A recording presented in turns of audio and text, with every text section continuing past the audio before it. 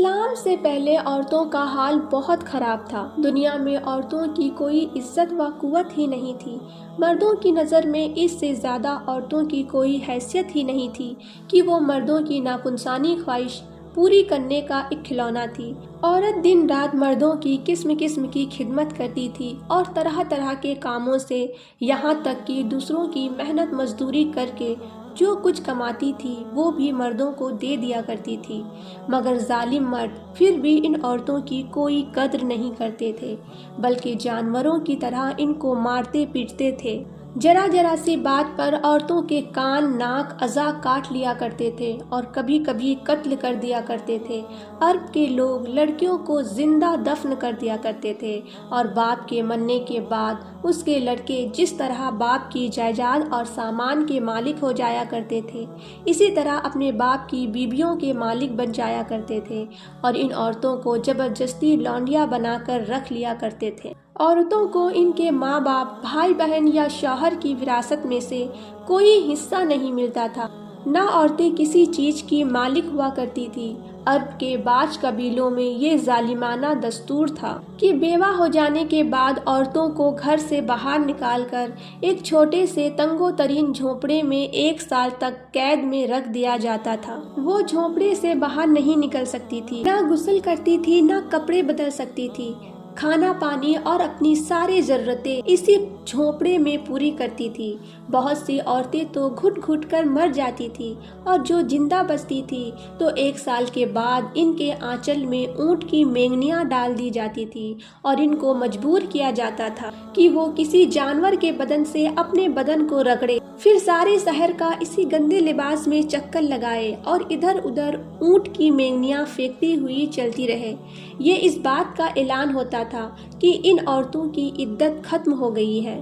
اسی طرح کی دوسری بھی طرح طرح کی خراب اور تکلیف دہ رسمیں تھیں جو غریب عورتوں کے لیے مصیبتوں اور بلاؤں کا پہاڑ بنی ہوئی تھی، اور بیچاری مصیبت کی ماری عورتیں گھٹ گھٹ کر اور رو رو کر اپنی زندگی کے دن گزارتی تھیں۔ ہندوستان میں تو بیوہ عورتوں کے ساتھ ایسے ایسے دردناک ظالمانہ سلوک کیے جاتے تھے کہ جن کو سوچ کر کلیجہ منہ کو آ جاتا ہے۔ ہندو دھرم میں ہر عورت کے لیے فرض تھا کہ وہ زندگی بھر قسم قسم کی خدمتیں کر کے پتی پوجا کرتی رہے اور شوہر کی موت کے بعد اس کی چتا کی آگ کے شعلوں پر زندہ لیٹ کر ستی ہو جائے، یعنی شوہر کی لاش کے ساتھ زندہ عورت بھی جل کر راکھ ہو جائے۔ غرض پوری دنیا میں وہ بے رحم اور ظالم مرد عورتوں پر ایسے ایسے ظلم و ستم کے پہاڑ توڑتے تھے۔ ان ظالموں کے داستان سن کر ایک درد مند انسان کے سینے میں رنج و غم سے دل ٹکڑے ٹکڑے ہو جاتا ہے۔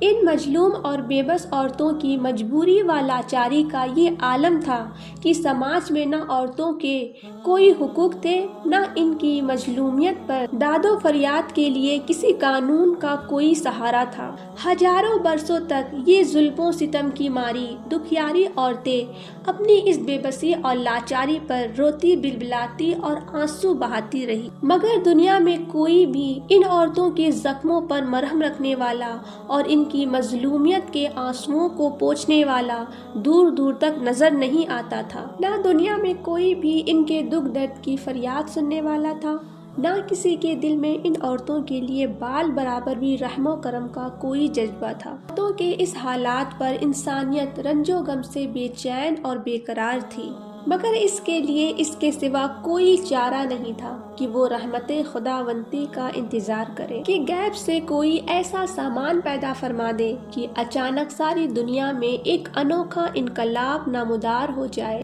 اور لاچار عورتوں کا سارا دکھ درد دور ہو کر ان کا بیڑا پار ہو جائے۔ چنانچہ رحمت کا آفتاب جب طلوع ہو گیا تو ساری دنیا نے اچانک یہ محسوس کیا کہ جب ہمارے رسول حضرت محمد صلی اللہ تعالی علیہ وسلم خدا کی طرف سے دین اسلام لے کر تشریف لائے تو دنیا بھر کی ستائی ہوئی عورتوں کی قسمت کا ستارہ چمک اٹھا اور اسلام کی بدولت ظالم مردوں کے ظلم و ستم سے کچلی اور روندی ہوئی عورتوں کا درجہ اس قدر بلند ہو گیا کہ عبادت و معاملات بلکہ زندگی اور موت کے ہر مرحلے اور ہر موڑ پر عورتیں مرد کے دوش بادوش کھڑی ہو گئی اور مردوں کی برابری کے درجے پر پہنچ گئی۔ مردوں کی طرح عورتوں کے بھی حقوق مقرر ہو گئے اور ان کے حقوق کی حفاظت کے لیے خداوندی قانون آسمان سے نازل ہو گئے اور ان کے حقوق دلانے کے لیے اسلامک قانون کی متاحت میں عدالتیں قائم ہو گئی۔ عورتوں کو مالکانہ حقوق حاصل ہو گئے، چنانچہ عورتیں اپنی مہر کی رقموں، اپنی تجارتوں، اپنی جائیدادوں کی مالکن بنا دی گئی اور اپنے ماں باپ، بھائی بہن، اولاد اور شوہر کی وراثتوں کی وارث قرار دی گئی۔ گرچہ وہ عورتیں جو مردوں کی جوتیوں سے زیادہ ذلیل و خوار اور انتہائی مجبور و لاچار تھیں، وہ مردوں کے دلوں کا سکون اور ان کے گھروں کی ملکہ بن گئی۔ چنانچہ قرآن مجید نے صاف صاف لفظوں میں اعلان فرما دیا کہ اللہ نے تمہارے لیے تمہاری جسم سے بیویاں پیدا کر دی تاکہ تمہیں ان سے تسکین حاصل ہو، اور اس نے تمہارے درمیان محبت و شفقت پیدا کر دی۔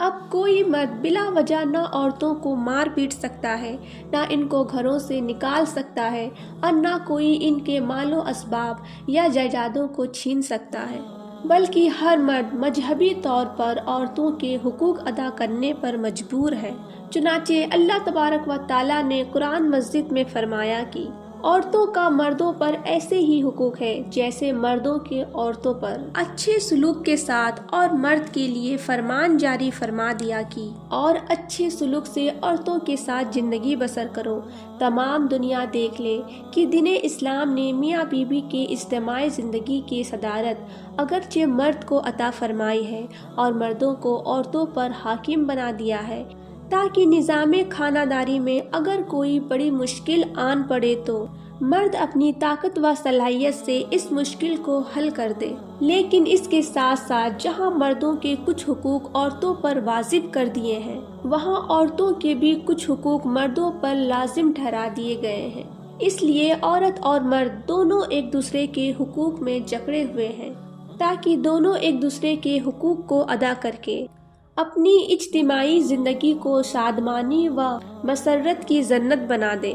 اور نفاق و شقاق اور لڑائی جھگڑوں کے جہنم سے ہمیشہ کے لیے آزاد ہو جائے۔ عورتوں کو درجات و مرتبہ کی اتنی بلند منزلوں پر پہنچا دینا، یہ حضرت محمد صلی اللہ تعالیٰ علیہ وسلم کا وہ احسان عظیم ہے کہ تمام دنیا کی عورتیں اگر اپنی زندگی کی آخری سانس تک اس احسان کا شکریہ ادا کرتی رہے، پھر بھی وہ اس عظیم و شان احسان کی شکر گزاری کے فرض سے سبکدوش نہیں ہو سکتی۔ تمام دنیا کے محسن اعظم حضور نبی کرم صلی اللہ تعالیٰ علیہ وسلم کی شان رحمت کا کیا کہنا۔